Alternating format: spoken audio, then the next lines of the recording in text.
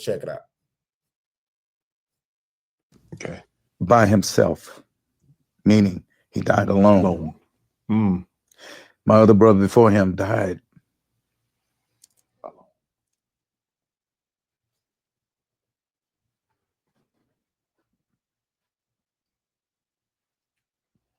by himself. Mm. In a hotel room. He was eating Burger King 4 times a day.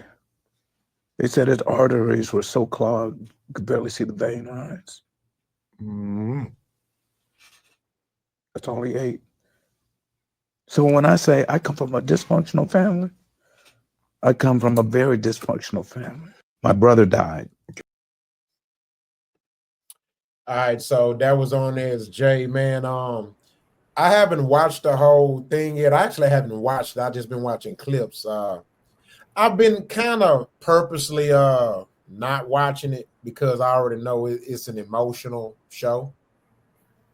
One of the things that I noticed, man, is crazy about man, the funniest or the happiest people deal with the most pain.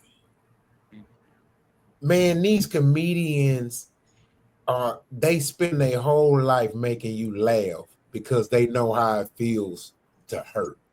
Mm-hmm. I gotta commend them for that, man. That's powerful, bro. To decide to say, hey, I know how I feel to go through pain. I know how I feel to be hurt. I know how I feel to have to swim through life and duck and dodge and run, hop, and jump through life dealing with pain.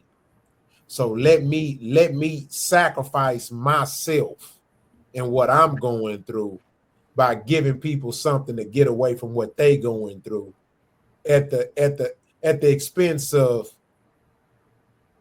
people not even seeing me as somebody that can hurt, bro. Mm-hmm. Man, that's deep. Crazy. That's crazy. That's deep.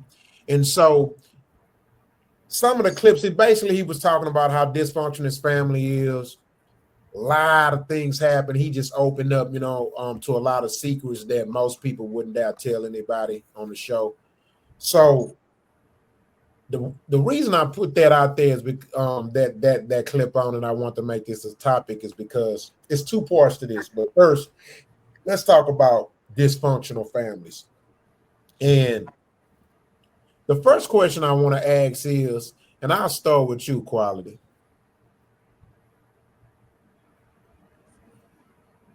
Why are we so in denial as a people, as a whole?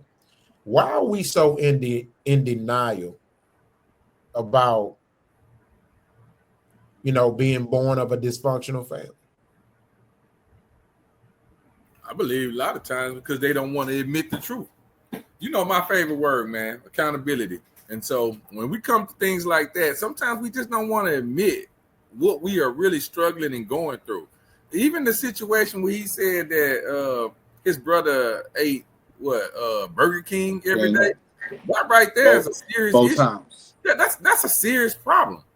But you realize how many people don't even recognize that they think that's like good. They don't think there's nothing unhealthy about that. But anytime that you're eating food from a place that you ain't cooking or something like that, you got to start looking at, what really are you putting in your body? And for him not to acknowledge that, to not notice that, that's some crazy stuff right there, man. But the overall answer to your question is they just don't want to admit that they're going through what they're going through with their family members. And if they do, they'll probably try to do it in silence or to a few of their friends or whatever, but they won't really understand how to really get it out there that they're dealing with some issues. I'm gonna give a little pushback. I totally agree with what you're saying. But the pushback where the part where I give my pushback is, how can I say this?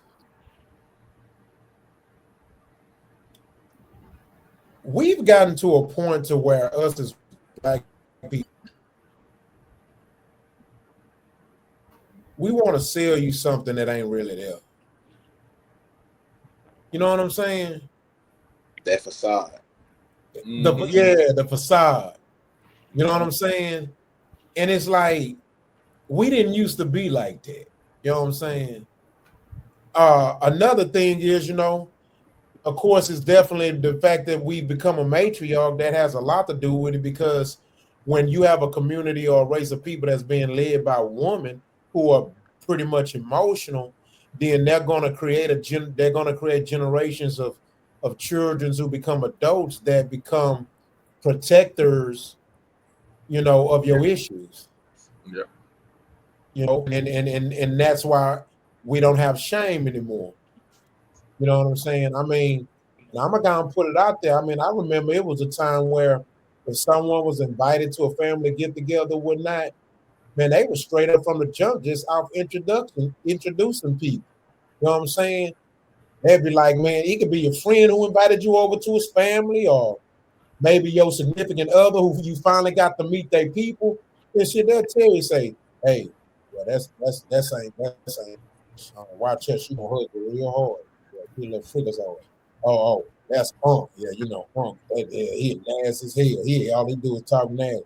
Oh, over there, that's cousin. He drunk as shit. He a drunkard. Oh, that's what you call it. That's the crackhead of the family. Oh, that's little Johnny. Little Johnny. Now, little Johnny kind of slow, so don't mind him. He might ask you a lot of questions. He kind of slow. They were straight the fuck up.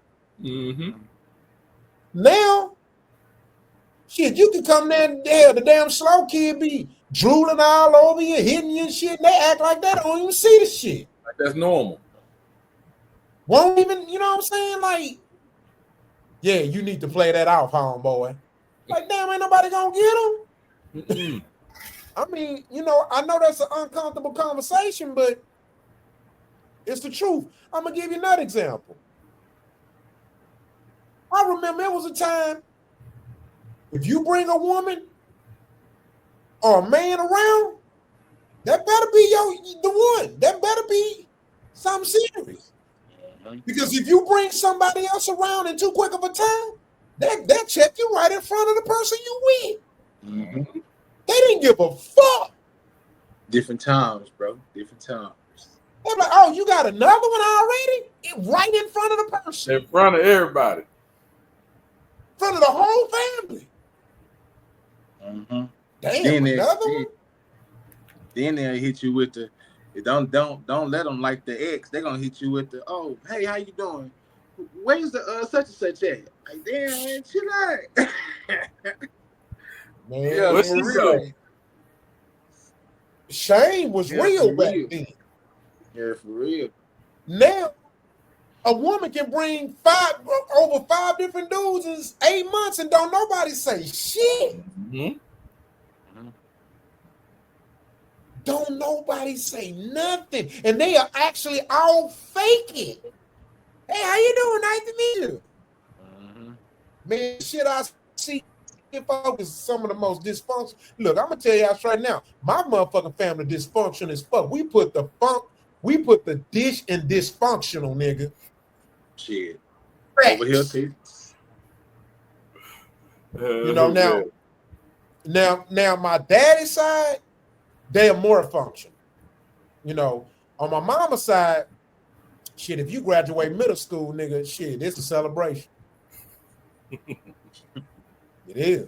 On my daddy's side, you graduate college, they like, shit, nigga, what's next? Yeah.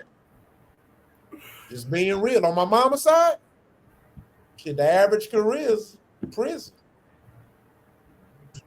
Facts.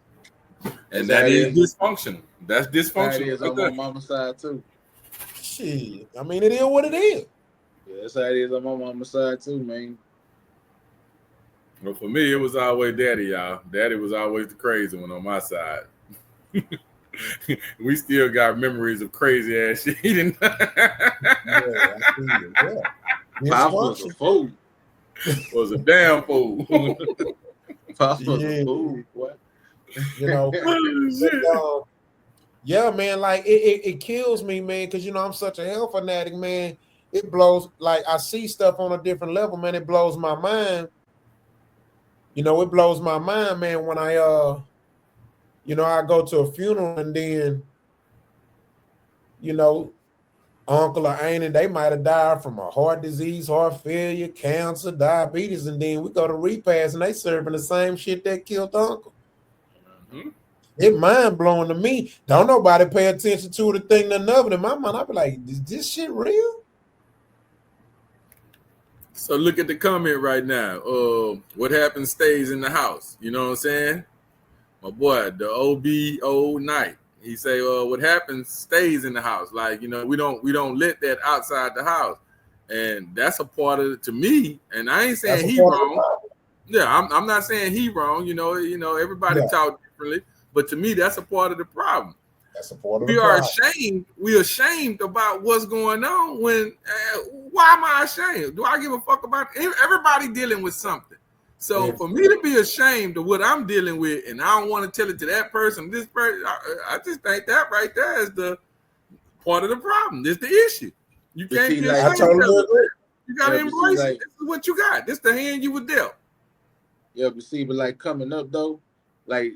That what goes on in the house, stay in the house, that was a whole narrative, bro. And let you say something outside of that house they ain't supposed to, that'll get your ass whooped. You know what I'm saying? And you're right, that's part of the problem, bro. Because what if I'm going through some shit at the house, man, that I can't talk to nobody about but somebody on the outside? I'm supposed to just hold that shit in. That shit turns into other dysfunctional shit in your life. You know what I'm saying? Yeah. You got people nowadays dealing with trauma from shit they dealt with back then because they didn't have nobody to talk to. And if they said something to somebody, it turned into trouble. You know what I'm saying? Yep. That's the problem for real, man. Yep, for real. And that's a part of the problem. And I get what he's saying, but my point is if you bring the third, fourth boyfriend or girlfriend to the house to a family get together, shit, that's family business. Yeah. Because you bringing them around the family. You bringing them around. And you know how your family is. They gonna say something.